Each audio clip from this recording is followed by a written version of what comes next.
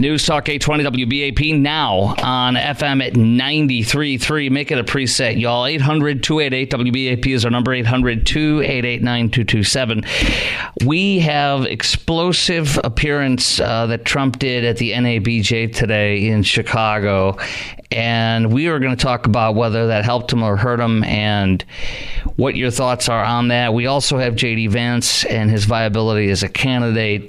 His unfavorables are even higher now. They went up. I mean, this is a very upsetting thing to watch when you support the president like I do, because I want to win. But it's quite a wild ride we saw at the NABJ. We're going to get into that, play some highlights of that in that hostile back and forth coming up in a little bit. But the first thing we want to do is Dan Bongino, one of our big hosts here on News Talk 820 WBAP and now on FM at 93.3.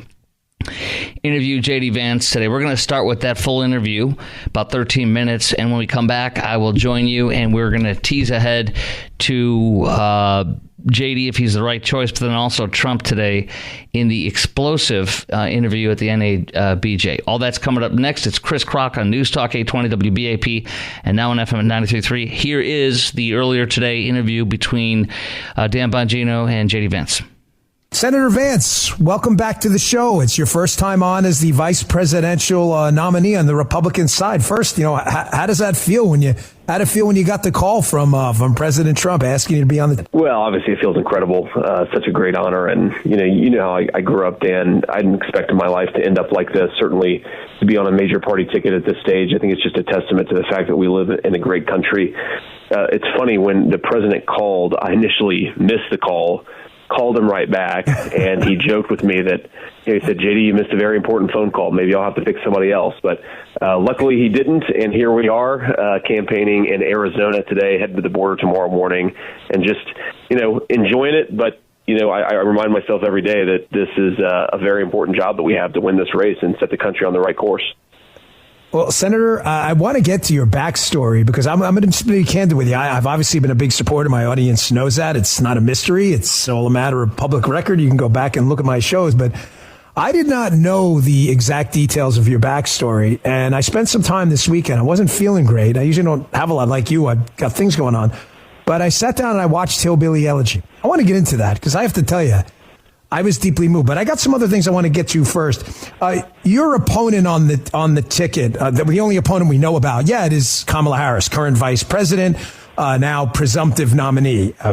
The positions she's taken, Senator, are not mysteries. She has been open about these things. The fact that she is now, as of yesterday, hilariously running as some kind of, a strong on the border, authoritarian on the border is got to be one of the greatest political miscalculations I've ever seen. She's actually bragging about this now, her record of failure. The numbers speak for themselves. Yeah, she's bragging about being a prosecutor, Dan, as if people aren't smart enough to realize that she was a prosecutor in San Francisco, right, which has seen one of the worst spikes of homelessness, of violent crime, of overdoses on the streets. I mean, if she's the prosecutor in San Francisco and wants to take those policies nationwide, then every American should run for the hills or at least try to vote her out of office, right? But you're exactly right. I mean, she has realized that her policies, even among Democratic primary voters, were complete failures. Nobody wanted to go as far left as she wanted the country to go in 2020. So she becomes vice president, and now the media that she's become the presumptive nominee is trying to cover for the fact that she supported a ban on fracking, and she wanted to defund the police, and she wanted to decriminalize illegal immigration. She wanted to end catch and release. She did all of these things, and now we have the terrible border crisis that we have, and she is running as far and as fast as possible from that record. It really is the most important thing we can do in this election, that you can do, that your listeners can do, is just to remind people of what she actually said and what she actually did. If the American people know the truth about how radical she was, they're not going to elect a San Francisco liberal like Kamala Harris to be their next president, but that's part of the job of the campaign over the next few months, is just remind people who she actually is. We're talking to Senator J.D. Vance. Senator, I am elated you said that, because on my podcast this morning, a listener I really enjoy was in the live chat, and said, this isn't going to happen. The media can't make all this go away with Kamala Harris. And Senator, I was forced to remind that listener that in the 2020 election, post-election polling, nearly 20% of Biden voters had no idea about the Hunter Biden laptop at all. And I think as conservatives, you and I, we become almost a product of our own knowledge base.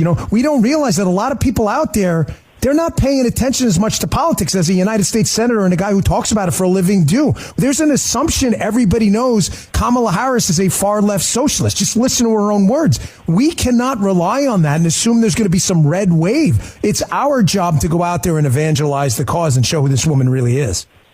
Yeah, Dan, that's exactly right. And if you look at the polling that we have privately and publicly, about half of the country really doesn't have a strong opinion on Kamala Harris. They maybe dislike her a little bit, they like her a little bit, but they have no idea what she's all about. And if the American people are aware that she was the most liberal United States senator, even further to the left from Bernie Sanders, if people know that she wanted to destroy the police and take away people's rights to own a gun, even as she flooded the country with illegal immigrants and criminals, then they would not vote for her. But you're exactly right that a lot of people just don't know that record. Now, this is why, by the way, Dan, I think the media has been so corrupt in promoting the switcheroo that happened. We have to remember that she never got a single Democratic primary vote. She is now the Democratic nominee, and she covered up for Joe Biden's mental incapacity for years so that she could toss him aside and actually take the mantle of the Democratic Party. That is disgraceful. It's wrong. Her record is a disaster, but the media is not going to tell the truth about Kamala Harris, so we have to. Now, we're talking to Senator J.D. Vance, Republican vice presidential nominee. Senator, you were a Marine, a lawyer, a senator, but you're also a tech investor and an investor. You've done some very successful, made some very successful moves. And your business acumen is sound. But understanding the tech space like no modern vice presidential nominee, are you as concerned as I am about the ramp up in the censorship regime we're seeing again? You've already seen President Trump's iconic fight photo censored under some ridiculous theory that a guy was smiling and some other. Their excuses are just endless. You have AI now suggesting the assassination attempt on President Trump was a fictional event. Senator, I'm concerned. You understand the space like few others. They are doing everything they can to get their thumb on the scale. And that's why I'm worried about all this red wave talk. We're going to have to overcome a lot of obstacles here. Yeah, that's exactly right, Dan. I mean, if you look at 2020, we know, you mentioned the Hunter Biden laptop story earlier. We know that the big tech industry played a huge role in censoring negative stories about Joe Biden and helping Joe Biden ultimately prevail in that election. Now, a lot of us forgot about it, and the media cycle has been so crazy the last few years that a lot of us don't remember, even though we should, that big tech put its thumb on the scale massively, and they're going to try to do the exact same thing in 2024. It's why it's so important that we go and evangelize and do our own work here. It's also important why people who are in elected office, obviously I'm a United States Senator, me and my colleagues have to apply a lot of pressure to the tech industry, and we're doing that, and we'll keep on doing that to ensure that they don't effectively throw the election for Kamala Harris.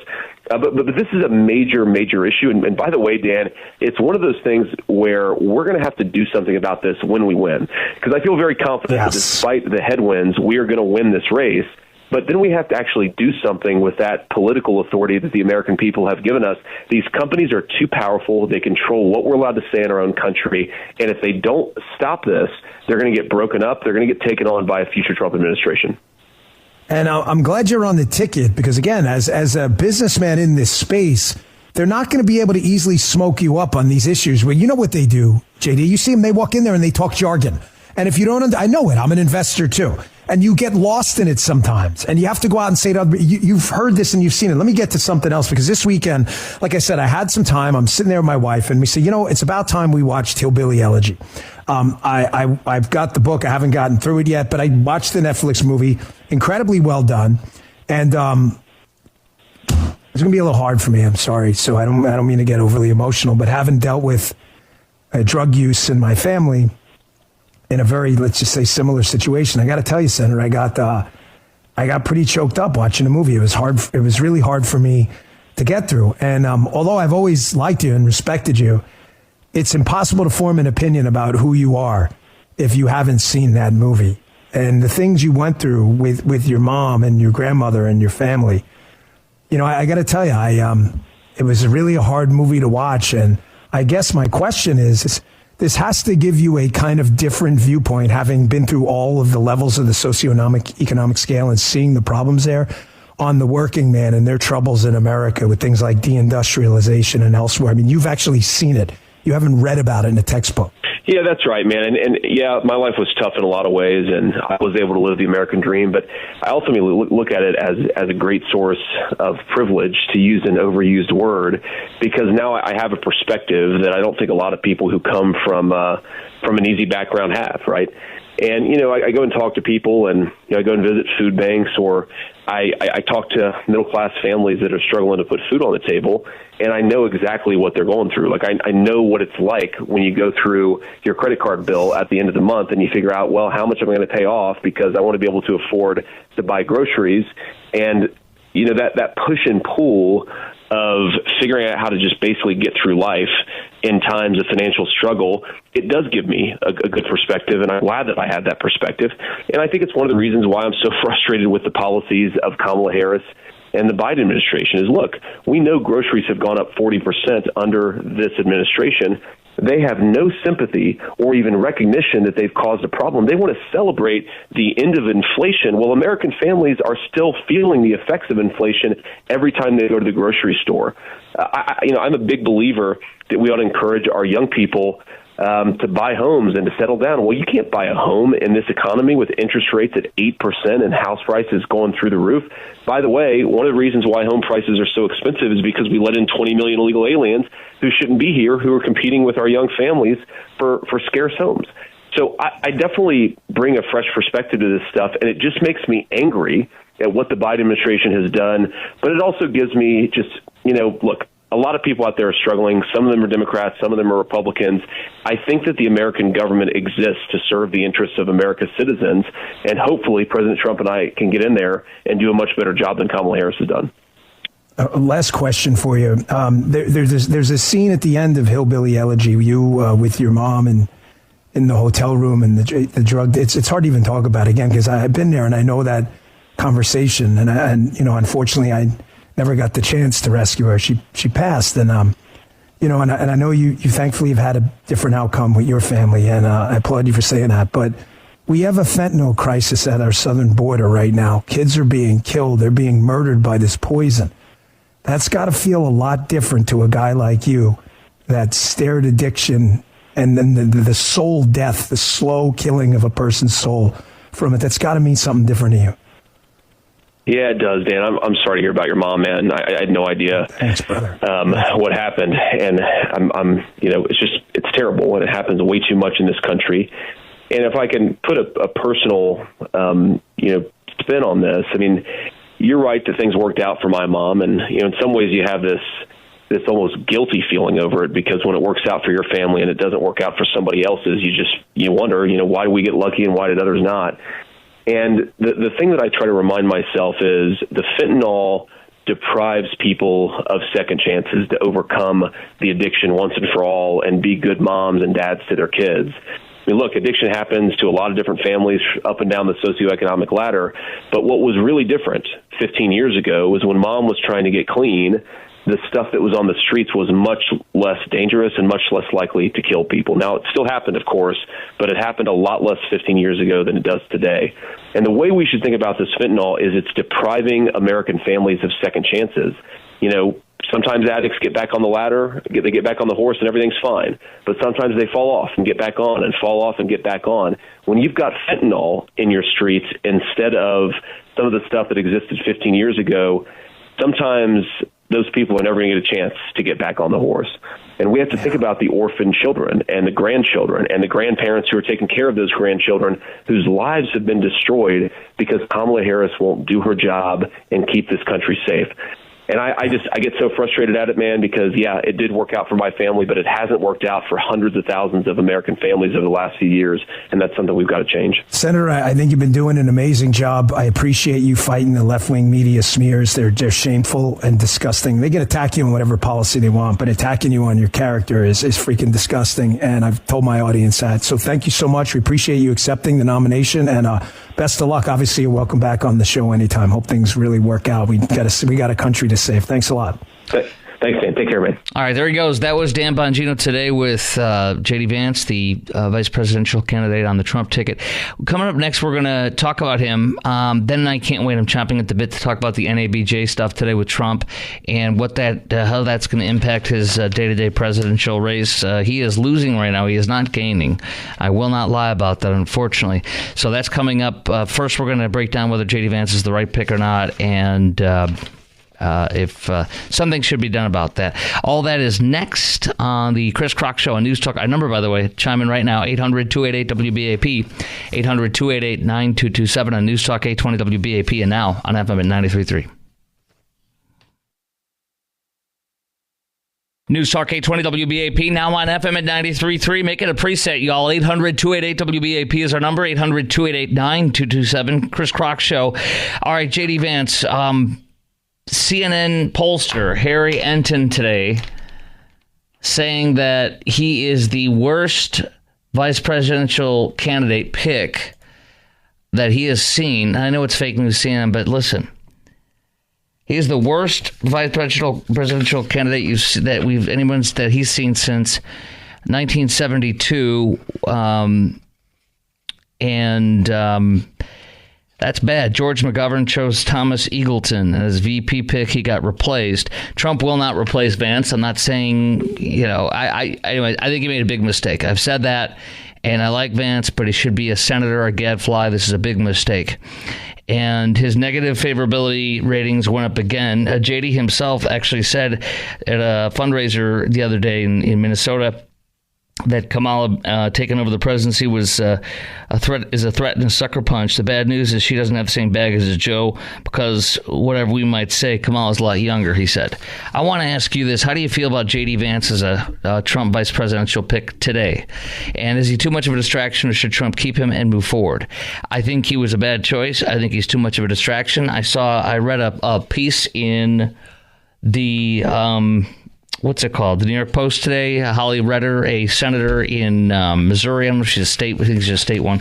Anyways, she identifies as J.D. Vance. That's great. I'm voting for him and this and that. But she was probably Trump already. So she relates to it, and that's great. But that doesn't get us any new votes. And that's the problem right there. But he's gone down even more. He has gone down further in his negative ratings. He now is at negative 15. In a new ABC Ipsos poll, he's upside down with his likability stuff or whatever. He's negative 15 now. So that's a drag on the ticket. And I know Trump did it because he's got cojones, and this guy's got cojones, but I just don't think it helps. I think it's hurting. And Tuesday, Cackling Kamala is going to announce in her vice president in Philadelphia. Guess who is the governor of Philadelphia in Pennsylvania? Josh Shapiro. Jewish, moderate, wildly famous in Pennsylvania. This is a big problem. Although it will hurt the Michigan radical Islamist type vote that hate Jews, because that might really turn them off. They call him Genocide Josh. It was trending.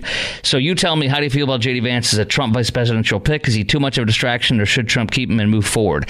800, we have three lines opened, 800-288-WBAP, 800-288-9227. You are next with that call. I've got more. I'm going to be sharing with you several different pieces of information. The other contender is Mark Kelly, but he's a disaster. I'll tell you why. There's several things in his recent history that are very bad between. It's all family stuff. It ain't good. All that is next. Chris Crock Show, News Talk 820 WBAP, now on FM at 93.3. Make it a preset. News Talk 820 WBAP, now on FM at 93.3. You heard J.D. Vance interviewed by Dan Bongino earlier this hour. Now I'm going to get into what your thoughts are about him, because he seems to be digging himself into a deeper grave, and his negative ratings, favorability ratings, are now upside down even further. So stand by for a few minutes from now after your call at 800-288-WBAP, 800-288-9227. We're going to be getting into Trump's appearance at the NABJ. It was insane, to say the least. Some of it will make you royal and laugh, but others will make you very not happy. If you want to win, or if you don't want him to win, it doesn't matter. That's coming up in a few. By the way, Kamala is, I'm convinced, is going to be, since she's speaking in Pennsylvania Tuesday, that's the day she said she's announcing her VP pick. Granted, it could be that Josh Shapiro, the governor of Pennsylvania, shows up to introduce her, but is not getting it.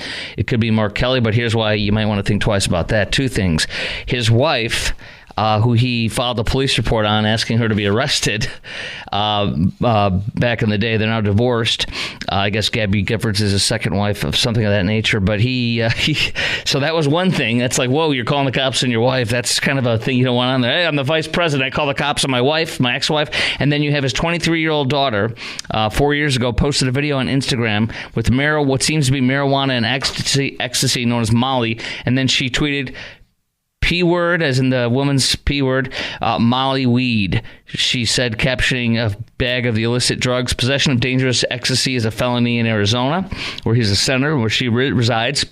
She screenshotted the text message from her dad warning her to take it down and put it up. She says, got call 1 and 2 emails about your Instagram account. Not interested in looking, but I suspect you posted would not be in anybody's best interest, at least not yours or mine, Kelly sent to her, and she posted it. And then she also put up, this B word, when you cause all this conversation, always stay gracious. Best revenge is you, she captioned, adding 1 call, 2 email, question mark. Come on, guys. I mean, wow, huh? She's a little juvenile when she's 23, just disrespectful to her dad. According to the internet history, she also tagged her dad at Shuttle CDR Kelly, previous post, which one time belonged to the now senator. Okay, so, yeah, dude, I wouldn't put that guy on my ticket, would you? What else is in there? Got some spousal abuse charges or something, or allegations, whether it be on her or him, doesn't matter. I mean, this is not a good look. I'm not trying to attack him for this, but I'm telling you, that's not a good look, man.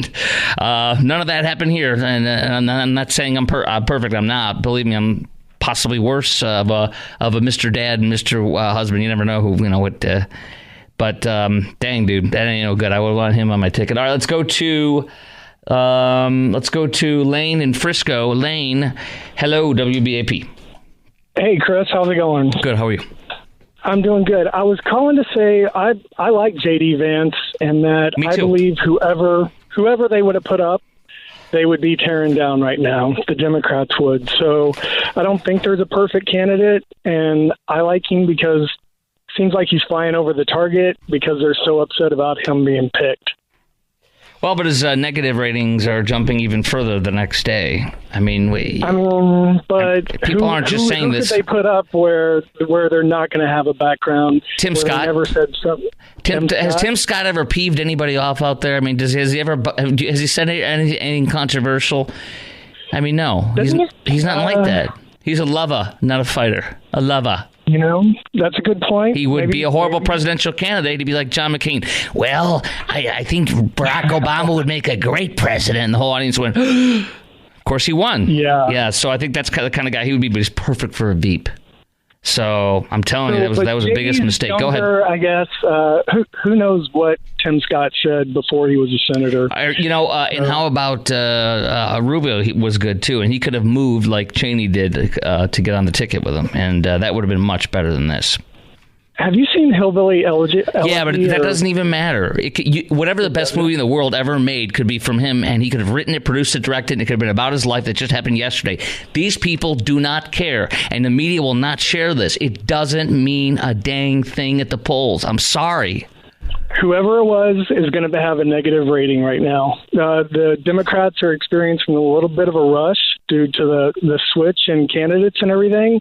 But policies are going to win out at the end of the day. Well, they're not right now. They're not winning out right now because now it's about Trump calling Kamala's husband and along with another gentleman we'll get to later a bad Jew, and then it's about Trump saying that Kamala's not black and she's one day she was black and now she's Asian or something or whatever. What do you think? What is they talking about tonight on both CNN fake news and on Fox? What are they going to talk about tomorrow? When have they ever had a positive story? Don't worry. The good news is hold on, sir. Don't worry. All these great policies are nowhere. What I just said is what's being talked about. And that's a great way to go. We're going to lose. Yay! And we are. I don't think so, man. Okay. I think they'd be tearing anybody down, but as long as we're talking about Kamala not being a black person and her husband not being and her husband not being a good Jew, and we're gonna win. Who wants to talk about policies that kick the crap out of her? Let's talk about the Jewish husband of hers, and let's talk about her not being black. How's that for winning? That's where we're at today and yesterday. I'm just telling you. Well, that's what people were saying in 2016, and that Trump would never win.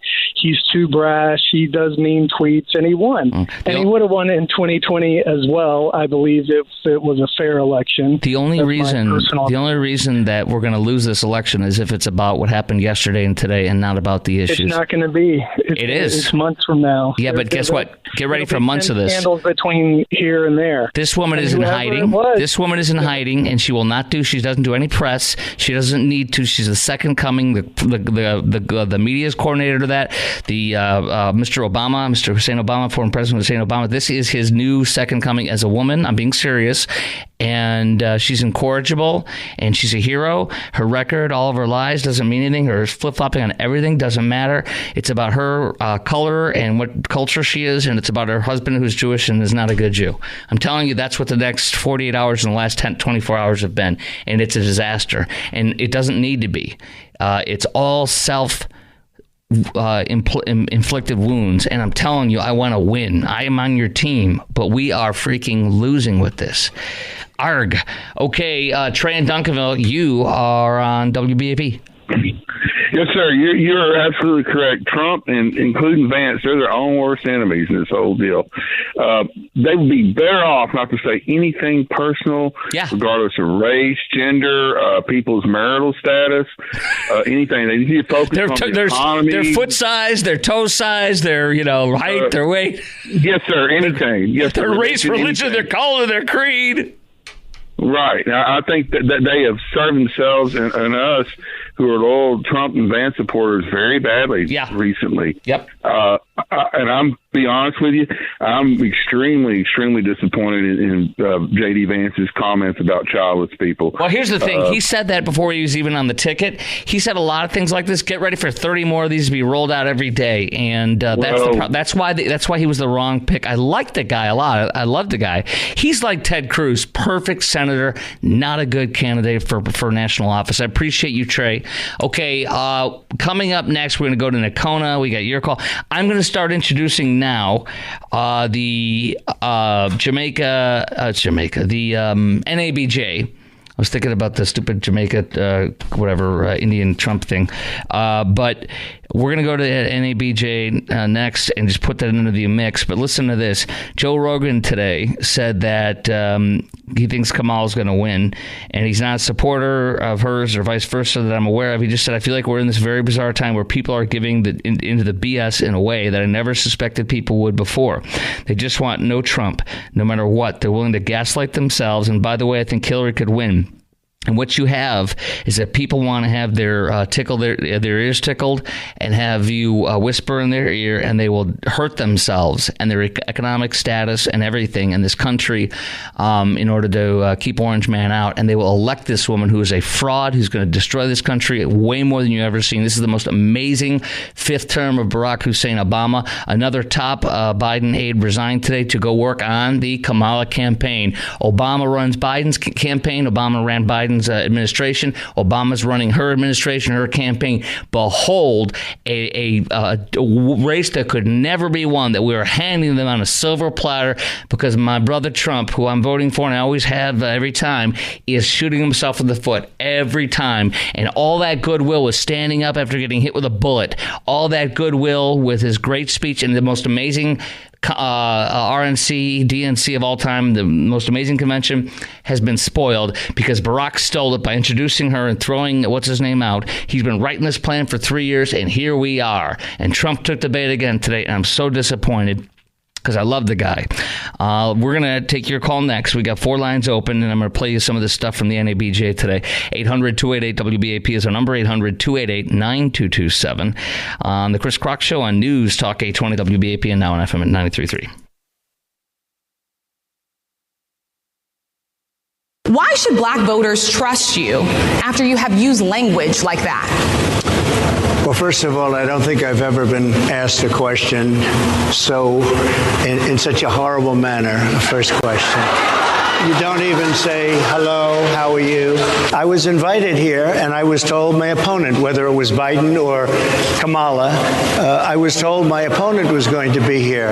It turned out my opponent isn't here. You invited me under false pretense, and then you said you can't do it with Zoom. And then you were half an hour late. Just so we understand, I have too much respect for you to be late. I have been the best president for the black population since Abraham Lincoln. Do you believe that Vice President Kamala Harris is only on the ticket because she is a black woman? She was Indian all the way, and then all of a sudden she made a turn, and she became a black person. Just to be clear, sir, do you believe that I think somebody should look into that, too, when you continue in a very hostile, nasty tone. It's a direct question, sir. Do you believe that Vice President Kamala Harris is a DEI hire, as some Republicans really don't have said? know. I mean, I really don't know. Could be. There are some. We have you for a limited time, sir. I'd love to move on to different topics. Excuse you. You're the one that held me up for 35 minutes, just so you understand. All right, half the time I'm laughing so hard. I mean, isn't that wild, ride and fun? The problem is you can't.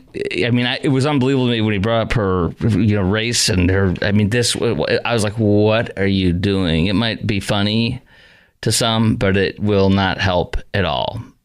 And that's all they're talking about today. And that's how you lose. And that's what he always does, is shoots himself in the foot. And I want him to win so bad. We need him so bad. And this is his own worst enemy. He's the best ever. But dang it, dude. What are you doing? His numbers go down in the Nate Silver poll today. Unfortunately, Democrats now have a fighting. He says Harris will give Democrats a fighting chance. Yesterday, his chances were 61% for Trump and 38% for Kamala. Last month, Trump was 65-33 over Biden, so it was a 5-point gain for her and a loss for him. Unfortunately, now today, it went up even more for Kamala. It went up from 38% to now 42.5%. And he still wins. Trump still has a almost exactly 57 points over her, 40, almost 43 points. But, dude, it's getting worse every day. And the electorals, he still wins at 273. But yesterday it was at like it was at 280 or something. I don't know.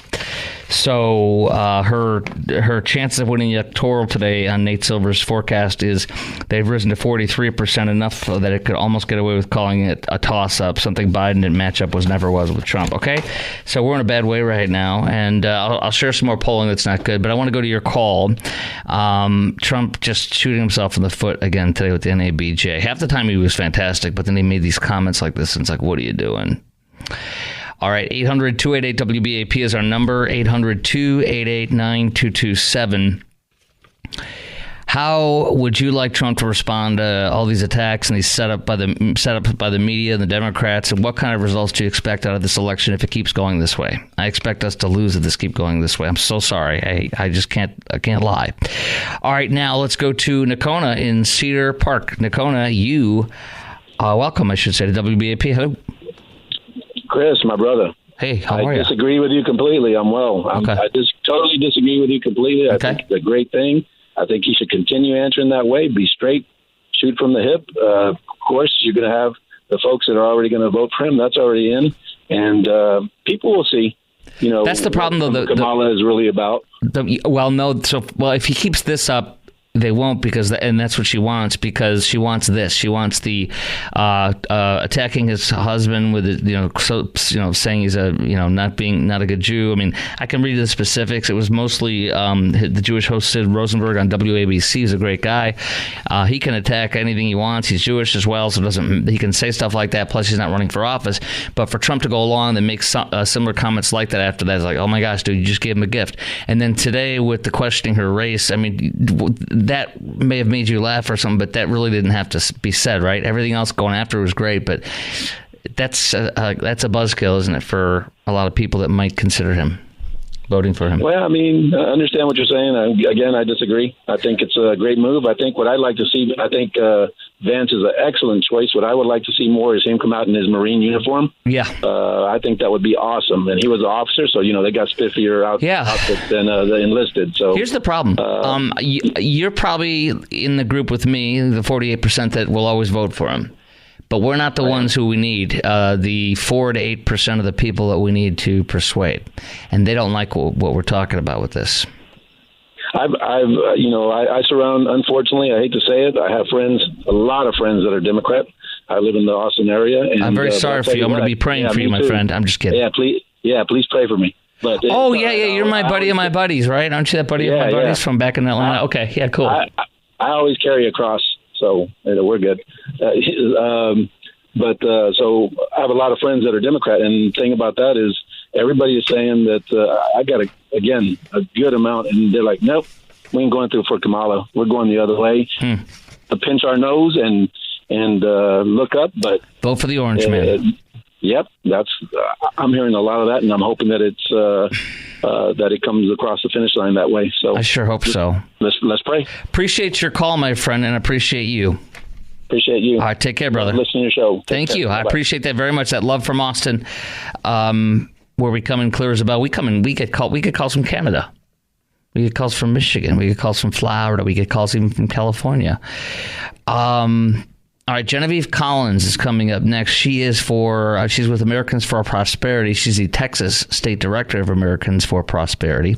We're going to talk to her about Kamala and her immigration policies versus Trump's, and her policies that changed a week or two ago.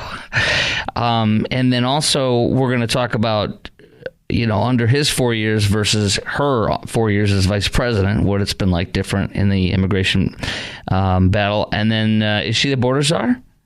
And all sorts of stuff. And educational issues as well. That's next on the Chris Crock Show on News Talk. And then we'll get back into Trump and everything in this race, which is insane today after the NABJ conference there where it went nuts. 800-288-WBAP, 800-288-9227 on News Talk 820 WBAP. And now on FM at 93.3.